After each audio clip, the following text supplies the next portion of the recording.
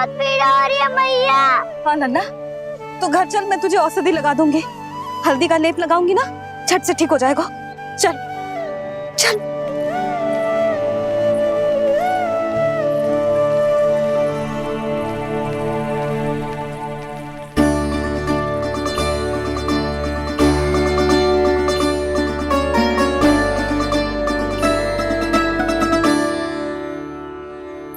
बस लल्ला बस, रो मत। चल चल चल, आजा।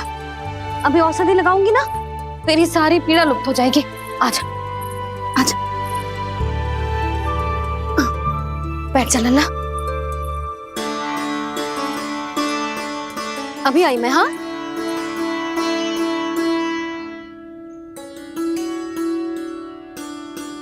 मैया।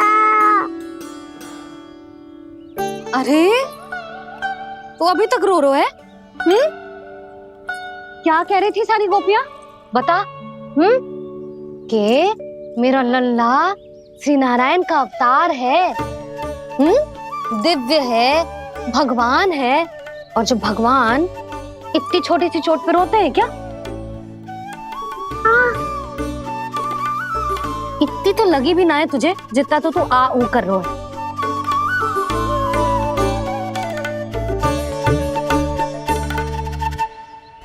आओ ना, करूंगो। आप ऐसे दुलार थोड़ी करोगी।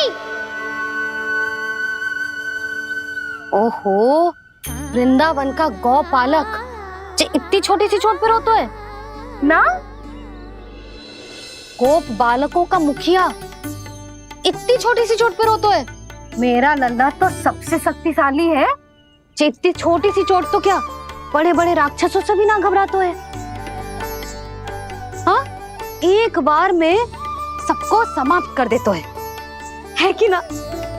हाँ मैया, यदि कोई राक्षस वृंदावन की ओर तेरी दृष्टि करके आएगा तो सबसे पहले कान्हा को सुरक्षा में खड़ा पाएगा, फिर चाहे जो बाल बन के आए या बगुला बन के।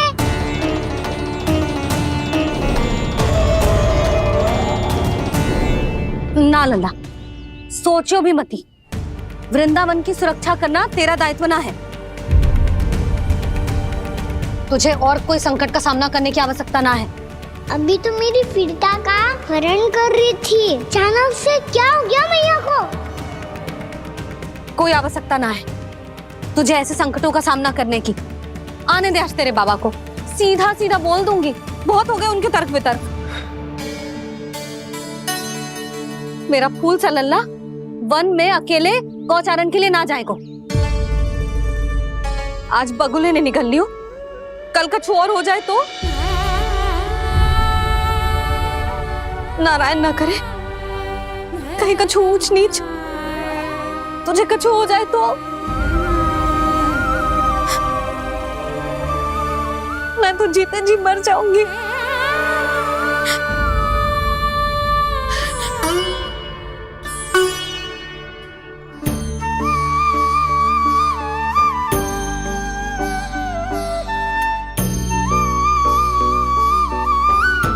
वीर अल्लाह की वीर मैया इतनी सी बात तो रोती है क्या? क्या करूं कान्हा, तुझे ऐसे बार बार संकट के मुंह में जाते हुए ना देख सकती मैं।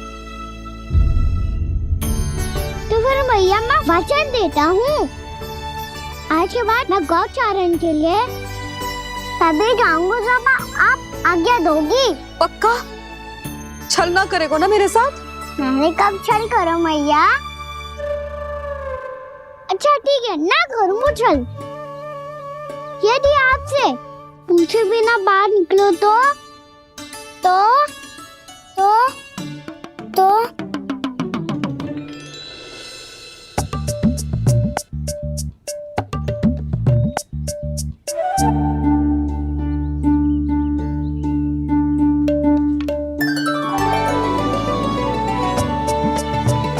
ये रे आपकी छड़ी और ये रे मेरी पीठ। ठीक, देना तापर तोड़। ठीक है, जब तूने अपना दंड निर्धारित कर ही लियो है तो सोच ले अब अगर तूने मेरी बात ना मानी तो तोड़ तोड़ छड़ी पड़ेगी, समझ आई?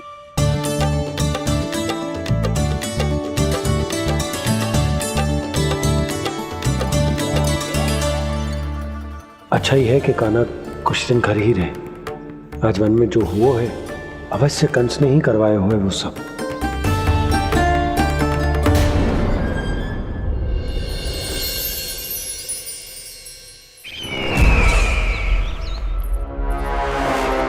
आपका ये धनुष तो सबसे अधिक शक्तिशाली था महाराज, ये कैसे टूट गया? कहीं ये बकासुर की पराजय का संकेत तो?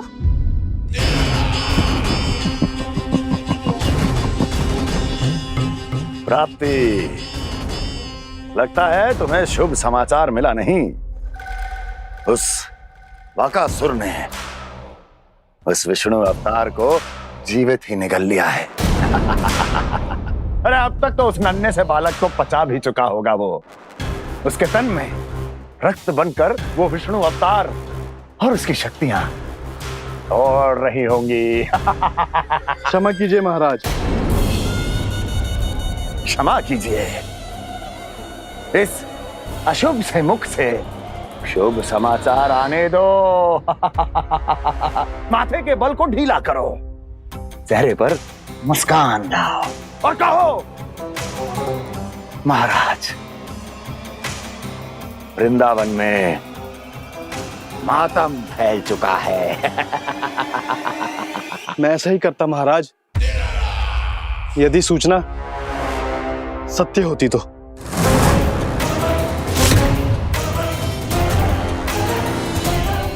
कहना क्या चाहते हो? एक क्षण में सूचना उगलो, अन्यथा मेरा योद्धा बकासुर विष्णु अवतार की तरह तुम्हें भी जीवित निकल जाएगा। आने दो। बकासुर मारा गया महाराज, बकासुर मारा गया महाराज, बकासुर मारा गया। बकासुर मर चुका है? असंभव। असंभव। बकासुर ने उस बालक को निगल तो लिया था, पर उसकी सुरक्षा करने के लिए सभी देवता वहां प्रकट हो गए, पर फिर भी कोई बकासुर का सामना नहीं कर पाया। और फिर क्या हुआ? वो बालक स्वयं ही बकासुर के उदर से बाहर आ गया और उसकी चोंच तोड़कर उसकी हत्या कर दी।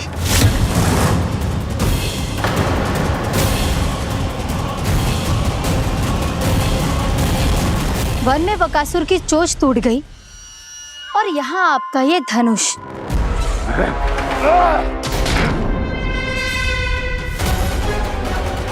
केवल नहीं टूटा तो आपका ये भ्रम महाराज। क्षमा कीजिएगा महाराज, आपका भ्रम टूटना आवश्यक है। आवश्यक है आपको यह आभास होना कि उस विष्णु अवतार को पराजित करने के लिए आपके साधारण योद्धाओं में वो सामर्थ्य नहीं है। अच्छा सर, उतना तृणावर्त, बकासुर, ये सब साधारण नहीं थे प्राप्ति, साधारण नहीं थे। फिर तो ये और भी अधिक चिंता का विषय है महाराज, क्योंकि इसका अर्थ तो यही हुआ कि वो विष्णु अवतार कुछ अधिक ही असाधारण है और उसका सामना करने के लिए और उसे मिट्टी में मिलाने के लिए आपको एक ऐसे अस्त्र की आवश्यकता है जो उसके सामने ना झुके और ना ही टूटे।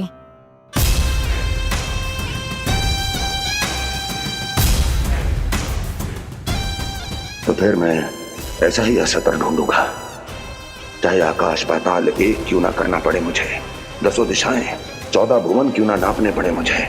मैं उस असतर को अवश्य ढूंढ निकालूंगा जो उस विष्णु अवतार के प्राणों की डोरी इस धनुष की तरह तोड़ सके।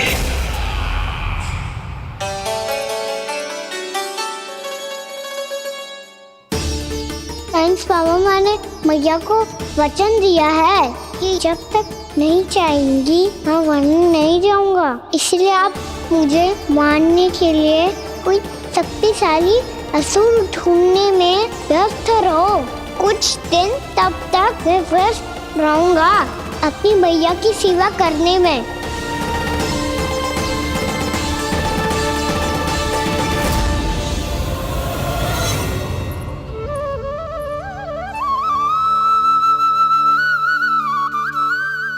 मैया तुलसी जी को चढ़ाने के लिए जल।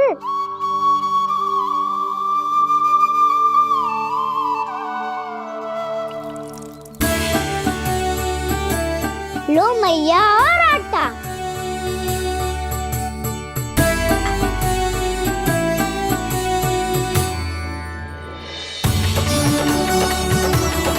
लो मैया बेलन।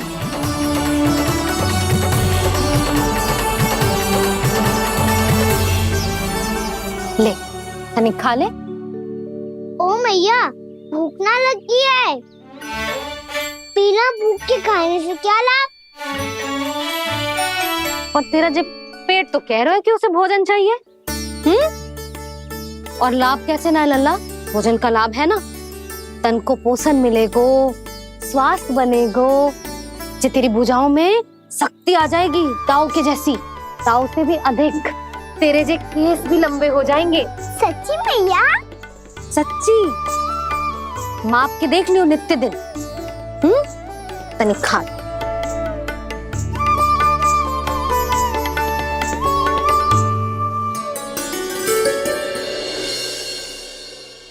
मान के मैया का कहना, छक के भोजन खाते हैं, नित्य मापते भुजा केश, पर ज्यों का त्यों ही पाते हैं।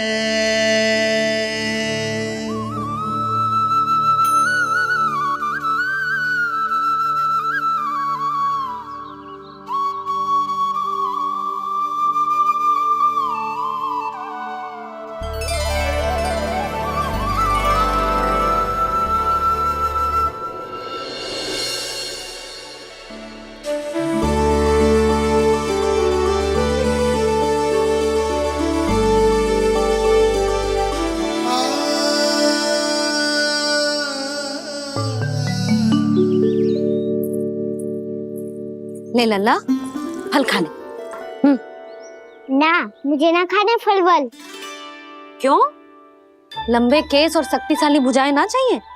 व्यर्थ है ये सब। पिछले 10 दिनों से देख रहा हूँ, ना केस लंबे हुए हैं, ना भुजाएं शक्तिशाली बनी है। 10 दिन में का चुनाव होने वाला। 10 सप्ताह ऐसे खाएगो ना, तब जाके कुछ बदलाव दिखेगो। समझ आई? चल अब खा ले। वैसे भी मुझे बहुत सारी तैयारियां करनी है आज। इसीलिए मैया एकादशी के व्रत के लिए लल्ला। सुनो जी, सारी सामग्री आ गई? हाँ, तुमने जो कही थी सब ले आए हूँ।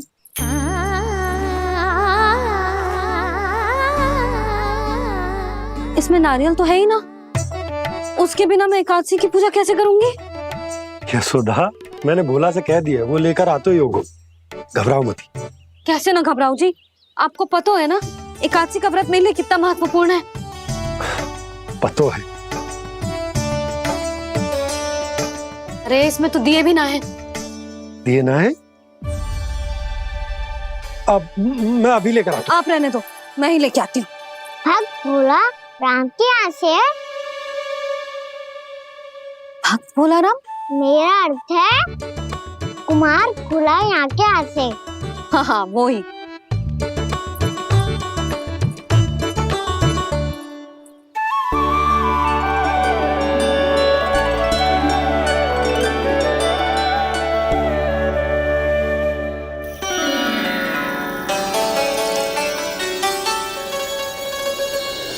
श्री हरि, श्री हरि, मेरे श्री हरि।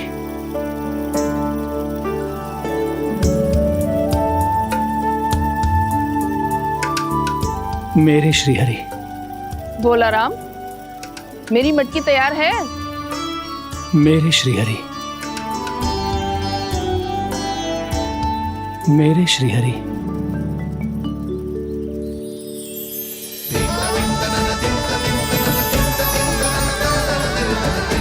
भोला राम,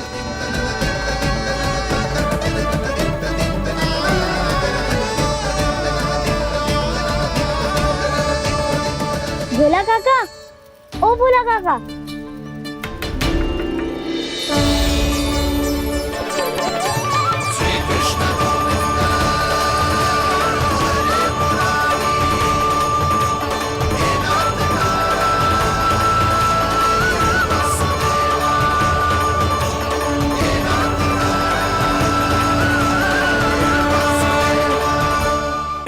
श्री हरि प्रसन्न हो गए। मेरे श्री हरि आ गए, मेरे भगवान आ गए। मेरे श्री हरि आ गए, मेरे भगवान आ गए। मेरे श्री हरि आ गए, मेरे भगवान आ गए। मेरे श्री हरि आ गए, मेरे भगवान आ गए। मेरे भगवान आ गए, मेरे घर मेरे भगवान आ गए।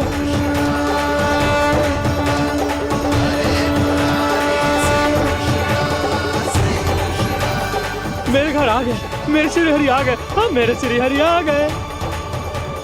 ये तो बावले थे ही, अब बालकन को भी साथ में मिला लिए। उज्जवल क्या कर रहा है? अरे ठहर जा भोला।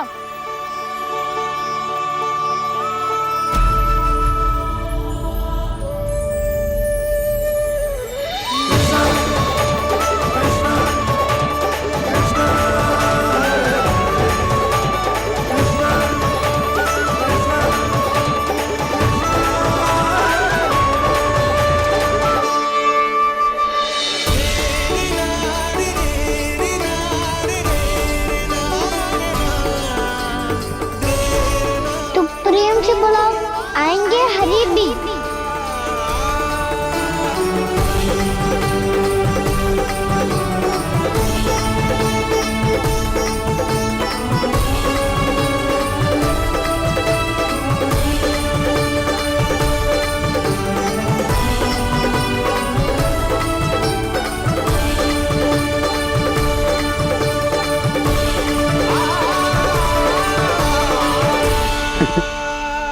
क्या वो गाना? किसकी धुन में झूम रहा तू? निर्मल निशा भक्ति की धुन में।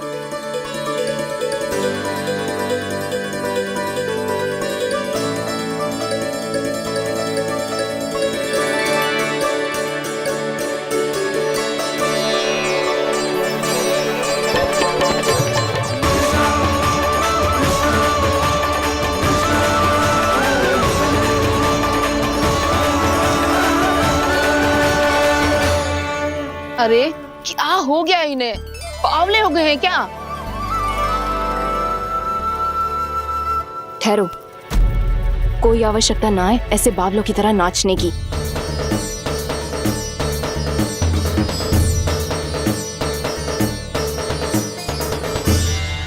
बावले ना है मौसी, भक्ति में रम गए।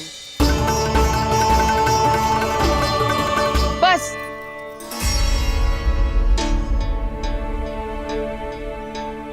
हम सब कब से खड़े हैं यहाँ, पर तुम्हें कुछ ध्यान ही रहा है।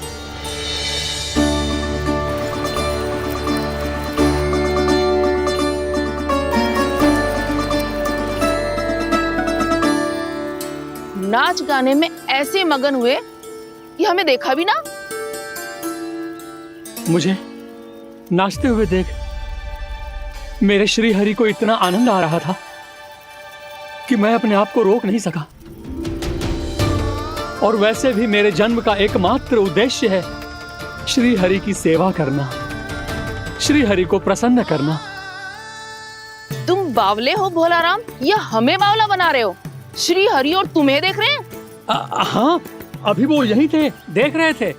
भोला काका, आपने भी ना अति कर दी। अब हमें भी बताओ तनी, कहाँ थे श्री हरि?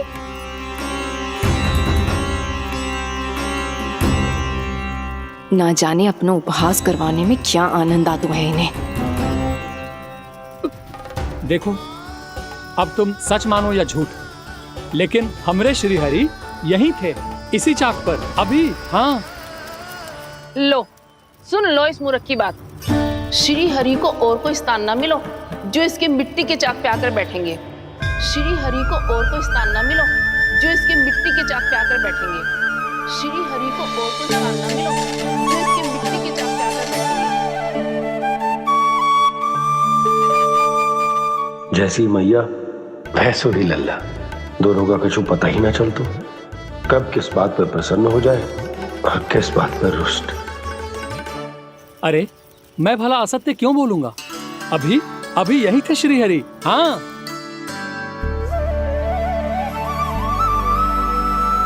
हाँ, जैसे श्री हरि को तो कोई कार्य है ही ना। वो तो आतुर होके बैठे रहते हैं कब तुम हरि हरि बुलाओ और वो दौड़े चले आए। भगवान तो भक्तों के पास आने के लिए सदैव आतुर रहते हैं। बल्कि सत्य तो यह है कि भक्तों के मन में ही निवास करते हैं भगवान।